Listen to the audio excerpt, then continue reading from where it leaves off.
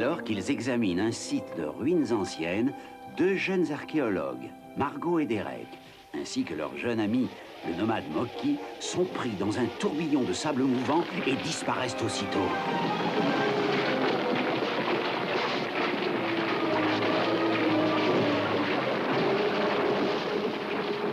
Lorsque le calme revient, ils découvrent stupéfaits qu'ils sont dans une caverne où sont entreposés des objets d'art d'une autre époque et d'une autre civilisation. Et là, sur le portail qui ferme l'entrée de la caverne, ils peuvent lire cette inscription « Quiconque franchit ce seuil remonte le temps ».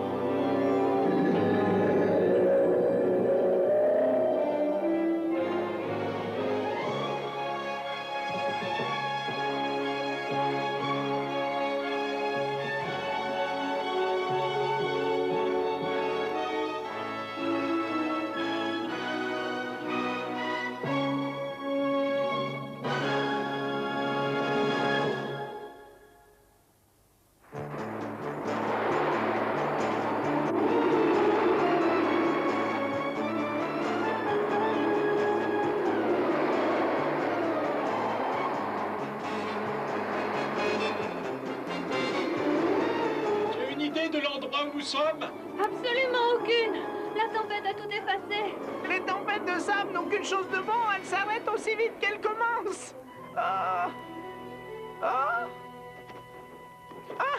Qu'est-ce que je disais? Maintenant, on va peut-être savoir où nous sommes. En Égypte. Si ce n'est pas l'Égypte, alors nous sommes devant le plus grand jeu de construction du monde. C'est fabuleux. Nous sommes réellement sur l'ancienne terre des pharaons. Nous découvrirons peut-être comment les Égyptiens sont parvenus à construire les pyramides. Tu veux dire que personne n'a jamais trouvé la réponse? On ne les a pas encore tous retrouvés. Un vrai Égyptien. Tu attendais un esquimau, peut-être? Auriez-vous tenté de fuir pendant la tempête? Quoi? Ramenez ces esclaves à la briqueterie. Esclaves? Briqueterie? On dirait qu'on va découvrir le secret des pyramides. Plus vite qu'on ne pense.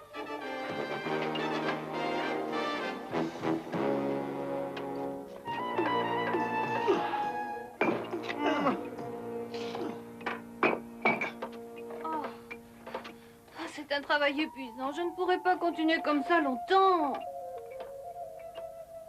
Qu'est-ce que tu fais? Un simple tour de domino, regarde.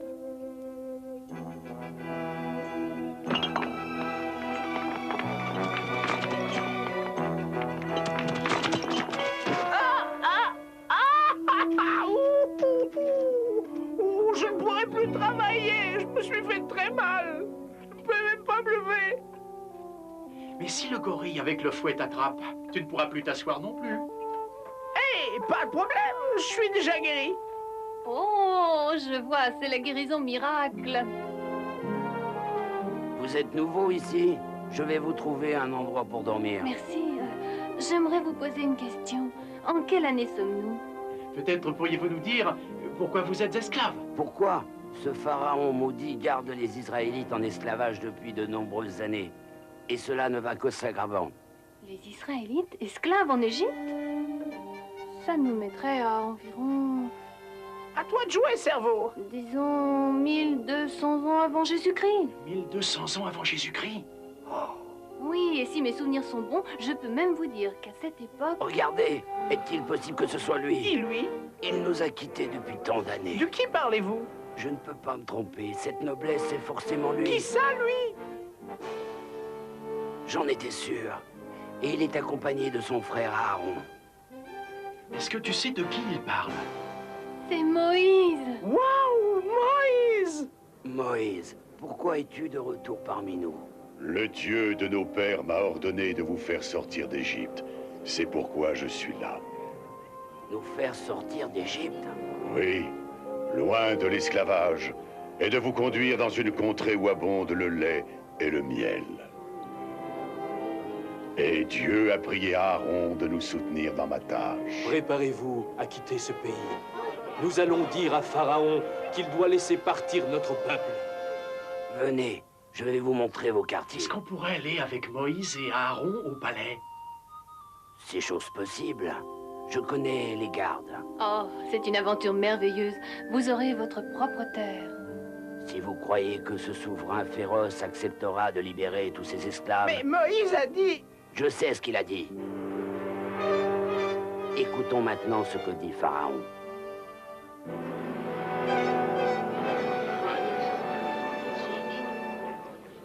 Et qui t'a ordonné de venir devant moi au juste? Je gardais mes moutons au mont Sinaï, quand une flamme a jailli au milieu d'un buisson. Le buisson était embrasé, mais ne se consumait pas. Alors, la voix de Dieu m'a appelé du milieu du buisson ardent, me commandant de retourner en Égypte et de libérer mon peuple.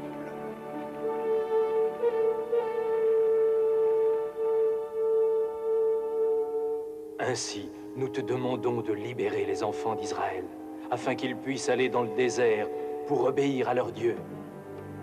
Selon toi, quel est ce Dieu à qui Pharaon devrait obéissance? C'est le Dieu de tous les Hébreux. Nous te supplions de te conformer à ses désirs pour épargner à l'Égypte ses châtiments. Ça, c'est envoyé.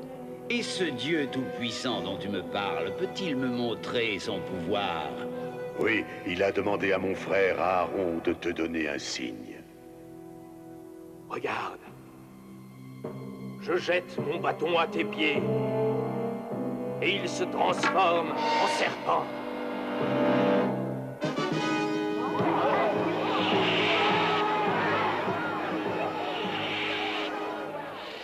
Vous voyez ce que je vois? Oui, j'ai vu. Et je vais ne pas suivre les conseils de Moïse qui disait « Laisse partir mon peuple ». Eh bien, moi, je pars. Maintenant, acceptes-tu de te conformer au désir de notre Dieu et de libérer tous les esclaves? Tout ceci n'est qu'une illusion. Les magiciens de Pharaon peuvent en faire autant. Montrez-leur. Au nom de Ramsès, dieu de l'Égypte.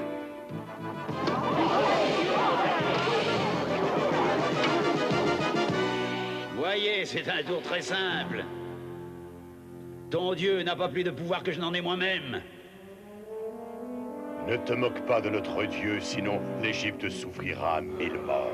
Il suffit, vous ne cherchez qu'à distraire les esclaves de leur devoir. Ils appartiennent à l'Égypte et je ne les libérerai pas. Partez! Pharaon remporte le jeu, Moïse a perdu. Pharaon, regarde, le serpent d'Aaron est en train d'avaler les 3 autres. Cela n'a aucune importance. Majesté, en vérité, c'est un tour surnaturel. J'ai dit que cela n'avait aucune importance. Rien ne peut être comparé au pouvoir des dieux de l'Égypte. Abandonne, Moïse. Pharaon ne voudra jamais nous libérer. Il s'en retourne à son palais au bord du fleuve.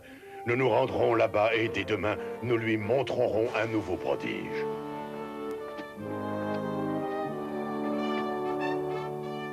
Oh, il ne renonce pas facilement, n'est-ce pas? J'aimerais mieux qu'il le fasse. Je crains qu'il ne nous apporte pas la liberté, mais de la souffrance.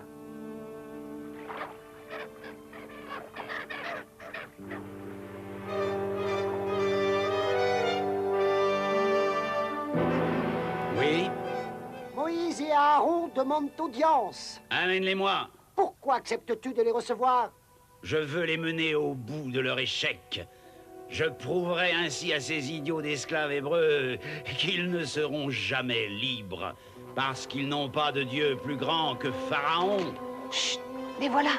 Ô grand Pharaon, nous t'implorons une fois encore de libérer notre peuple comme Dieu te le demande. Nous voulons t'offrir une autre démonstration de sa puissance. Sa puissance? Ne voyez-vous pas la vraie puissance de l'Égypte? Vos yeux n'ont qu'à se porter là-bas, de l'autre côté du fleuve. Regardez le temple d'Abou Simbel. Que voyez-vous? L'image du tout-puissant Pharaon, et non pas une statue, mais 2. Votre Dieu saurait-il faire quelque chose de comparable?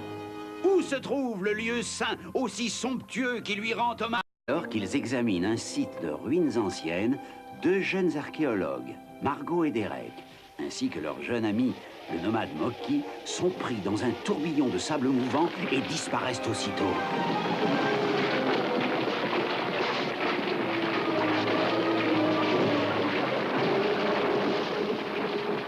Lorsque le calme revient, ils découvrent stupéfaits qu'ils sont dans une caverne où sont entreposés des objets d'art d'une autre époque et d'une autre civilisation.